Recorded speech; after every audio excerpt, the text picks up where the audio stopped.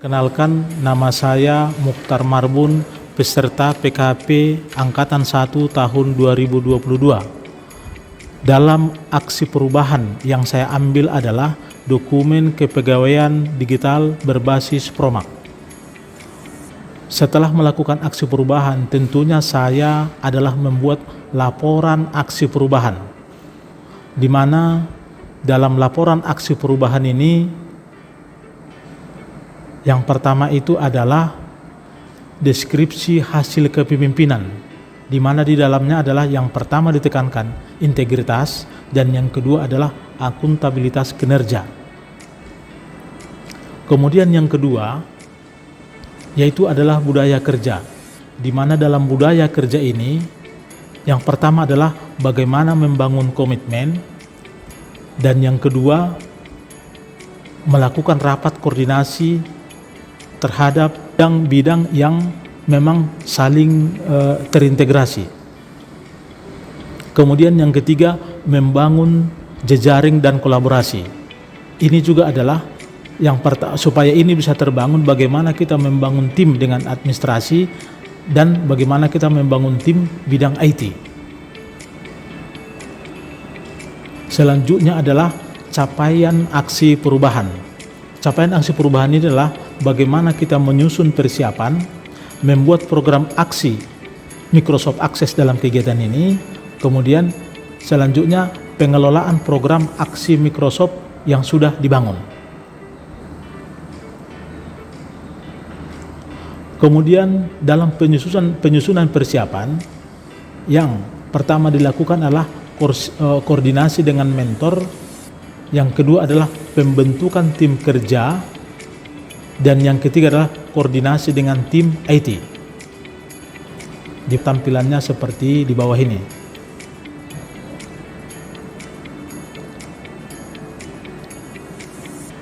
Kemudian kegiatan selanjutnya adalah rapat internal sesama administrasi di Dinas Pendidikan Cabang Tanjung Balai, dan yang kedua adalah sosialisasi dengan kepala sekolah, di mana sosialisasi kepala sekolah ini kita harapkan adalah mereka bisa menyampaikan informasi kepada guru PNS yang ada di sekolahnya untuk bagaimana supaya mereka tahu fungsi daripada dokumen digital ini, kemudian bagaimana menginput datanya dan bagaimana mengupload data daripada guru-guru PNS yang ada di sekolah.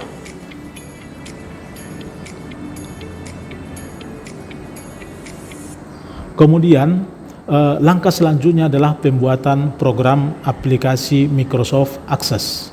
Nah, di sini kita lihat yang kita lakukan adalah kita koordinasi dengan tim IT bagaimana pembuatan program Microsoft Access ini, di mana yang pertama dilakukan adalah bagaimana menyusun desain program Microsoft Access yang sesuai dengan aksi perubahan kita. Selanjutnya adalah mengadakan atau pengadaan program aplikasi Microsoft Access dokumen digital yang tentunya ditangani oleh tim IT. Yang ketiga, sosialisasi program Microsoft Access dokumen digital kepada tim administrasi yang ada di cabang dinas pendidikan, karena mereka lah yang akan mengerjakan administrasi daripada dokumen dan data digital para guru-guru kita yang nantinya dikirim dari sekolah.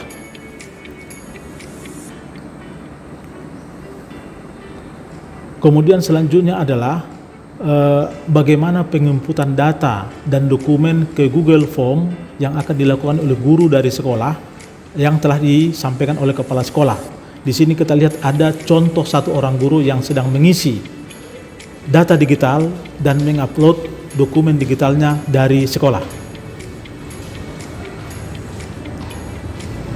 Kemudian setelah data digital dan dokumen digital di-upload dari sekolah, kemudian dikelola. Kemudian selanjutnya adalah pengelolaan program aplikasi Microsoft Access, di mana itu yang pertama adalah input data, menginput data, dan upload dokumen kepegawaian digital. Yang kedua, memverifikasi data dokumen kepegawaian digital dan menata ke program aplikasi Microsoft Access. Yang pertama tadi adalah dilakukan oleh guru dari sekolah, dan yang kedua ini adalah dilakukan oleh tim administrasi kita yang ada di cabang dinas. Kemudian ini adalah salah satu contoh data digital guru SMA dan SLB yang memang diisi dan diupload oleh guru tersebut. Format isian data dan dokumen digital selanjutnya itu adalah yang akan diisi adalah, kita lihat contohnya, nama, NIP, jenis kelamin, kemudian tempat tanggal lahir, alamat, kemudian unit kerja, pangkat, golongan, ruang, dan lain-lain. Kemudian data ini diverifikasi di cabang dinas menjadi 3 kelompok, yaitu verifikasi data SMA dan verifikasi data SMK dan juga verifikasi jabatan fungsional umum. Ini adalah gambar daripada staf administrasi yang ada di cabang dinas sedang memverifikasi data dimaksud. Kemudian data yang diverifikasi itu adalah dikirim oleh guru dari sekolah melalui link 3 jenis, yaitu link untuk SMA, link untuk SMK, dan link untuk jabatan fungsional umum sebagaimana terlihat di sini.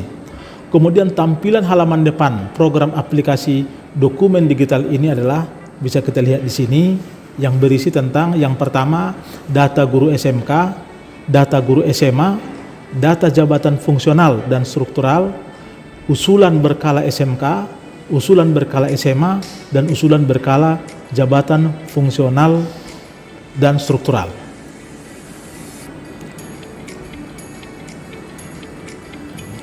Kemudian data yang telah disusun, yaitu adalah data guru SMA Cabis Tanjung Balai, bisa kita lihat di sini tersusun dia menjadi satu jenis data guru SMA saja. Kemudian tersusun juga menjadi satu jenis data guru SMK saja, seperti kita lihat di sini. Kemudian satu lagi adalah data PNS jabatan fungsional umum. Jadi mereka adalah data inilah kita bagi menjadi 3, SMA, SMK, dan PNS jabatan fungsional umum. Kemudian contoh salah satu dokumen digital yang diupload itu adalah bisa kita tampilkan kembali. Seperti contoh ini adalah data atau dokumen salah seorang PNS yang bisa kita tampilkan, yang suatu saat bisa kita gunakan kapan dibutuhkan.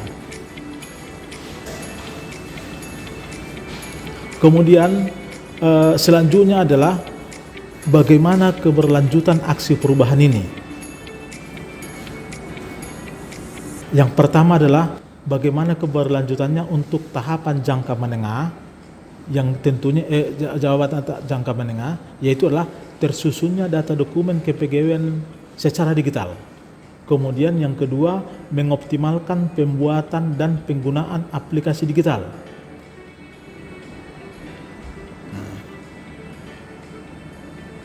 Kemudian untuk jangka panjang adalah meningkatkan keamanan sistem digital dengan dokumen kepegawaian.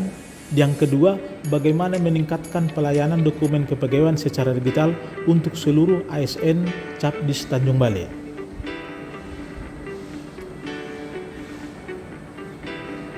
Demikianlah aksi perubahan ini saya sampaikan, dan terima kasih.